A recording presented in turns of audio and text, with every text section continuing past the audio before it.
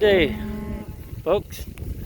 This is Greg Judy at Green Pastures Farm. We've got two types of animals grazing here tonight.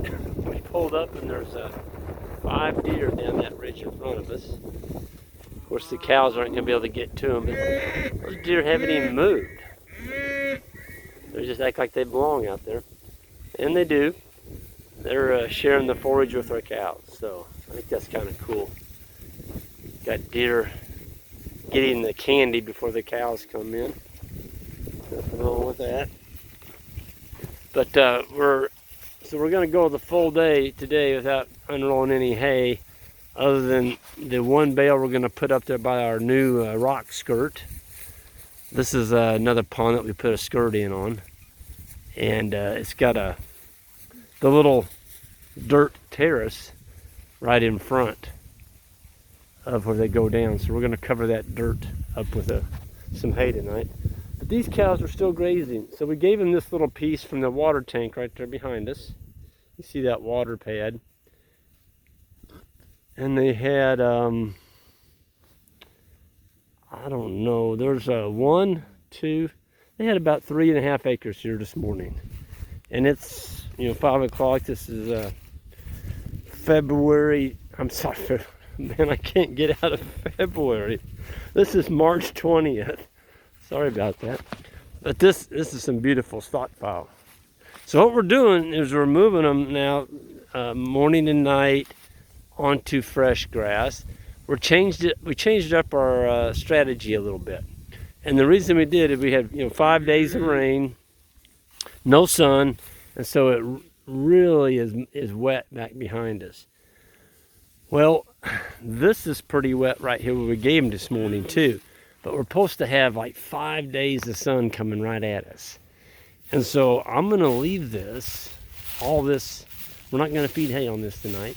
We're going to let it dry a little bit more. And just getting it more dry, we can get probably another half a day out of it, feeding hay on it, morning and night. We may get a full day out of this strip. So we're trying to get to April 10th. If we can get to April 10th, this grass is just going to be going. We're going to probably have 8 to 9 inch grass by April 10th. And at that point, I'm ready to go because we've got 4 fully formed leaves by April 10th on our fescue plants. Orchard grass is coming on pretty good and clover's coming.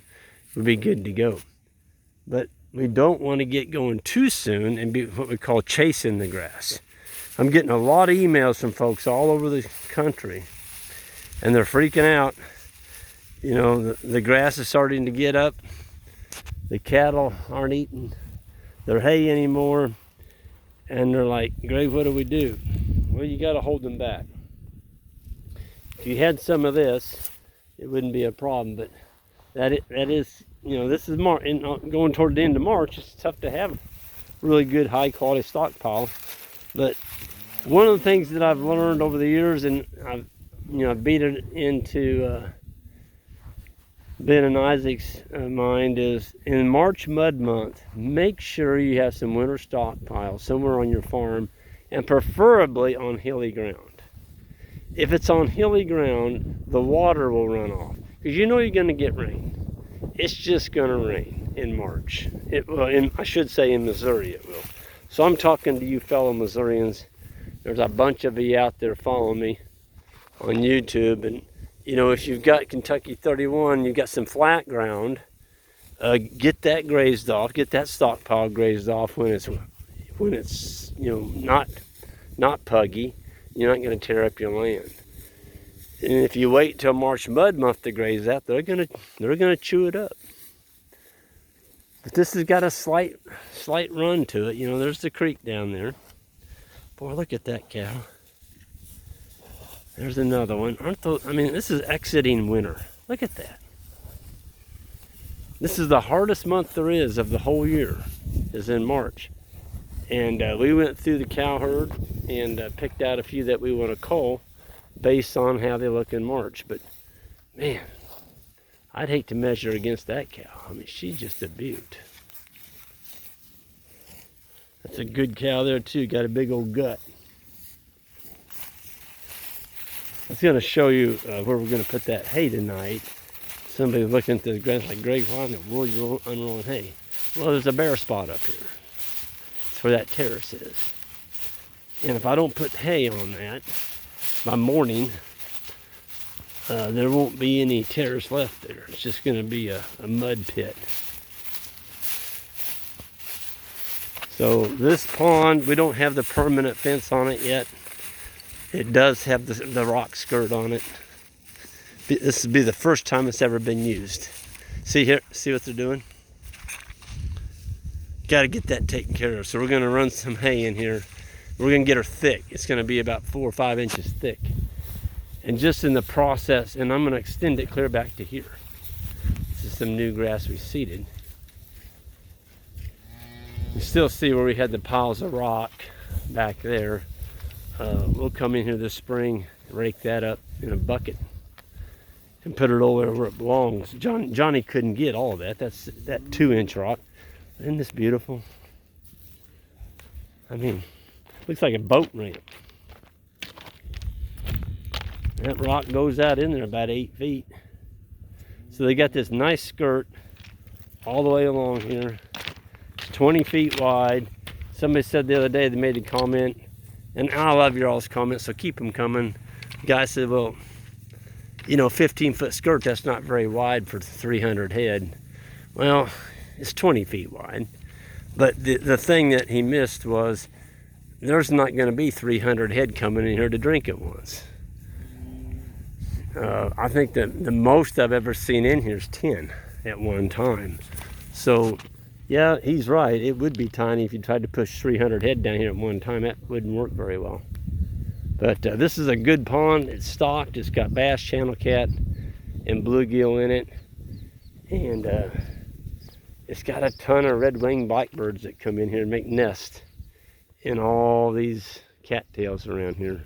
And the cattails hold fish cover, you know. Everybody talks, oh, you better get rid of them cattails. They're sucking up all your water. You know, I just get tired of killing everything, folks. Oh, look at that. Look at that. Tree swallows. Here they are. They're back. A bunch of them. Those are the scouts. So Jan and Brenda came through here with a mule, what was it, 2 weeks ago, and cleaned all these birdhouses. So these birdhouses all been cleaned.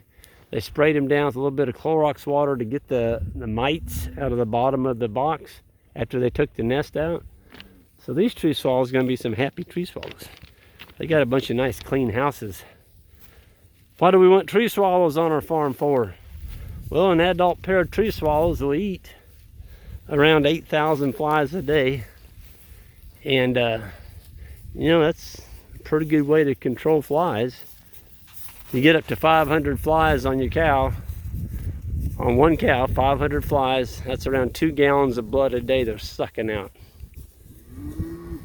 So you're not going to do very well. The cow's not going to do very well. They can't. They get way too much stress on them. So if I can use nature, oh, look at them. The tree swallows are all over that box over there. That's cool. Heck, this is March, and they're already marking out which nest box they're going to use. We've got a bunch more up in the shed that we got to put out, and we're going to get those mounted on poles and get those put out on some of our newer farms. Well, there's a nice looking steer. He's coming out of winter nice. That steer, he's going to finish probably around 1,050. He's got a pretty good size frame. Everybody talks about, oh, you know, his South Pole are miniature. No, they're not. They're not miniature. They're 1,000, 1,100 pound cows. There's a few in here that might go 12, not very many. But if I had my brothers, I would pick 1,000 pound cow every single day, just because those are the ones that do the best on our farm. If I go bigger, they don't do as well. They get thin. But you don't have to worry about having a little bitty steer. I mean, that's a big old steer that walked by us. You're gonna have lots of good grass-fed beef to sell. Well, these animals are happy in here. There's nothing in here that's balling. They're all just eating. So the boys are bringing a bale right now, and we're gonna unroll that dude right here on this mud spot. And we've got another pond. Well, it's right over the hill here. There it is. That's a new pond. We just built that one last year. And I have to back up on that, guys. Ladies, sorry about that. That one was actually built in 2017. What we did is we dressed down the back of it. So when Johnny dug that pond out, that was an old pond, we had a massive mountain of mud back there behind that. And it dried out, and now Johnny went in there last fall and spread all that mud out, and then we reseeded it. So we got some really nice pasture. I might add some very fertile pasture. There's 70 years of gunk back that was in that pond because the previous managers didn't fence animals out of the pond. So yeah, that one's got a rock ramp on it too. But we're set up pretty good. We got our bales where we need them. We've got some really nice stockpile. Our cows are getting fat. Spring flush is on the way, and it's a good day to be a grazer here in central Missouri. And with that, I'm going to go there and help these boys. And I'm going to go ahead and sign off. You all new to the channel, hit that subscribe button on the way out. And oh, and also click on that little bell signal right there beside the subscribe button, and you'll get a video dropped in your email box every time I drop one or upload one. So anyway, you all have a good one, and we're going to see you all down the road.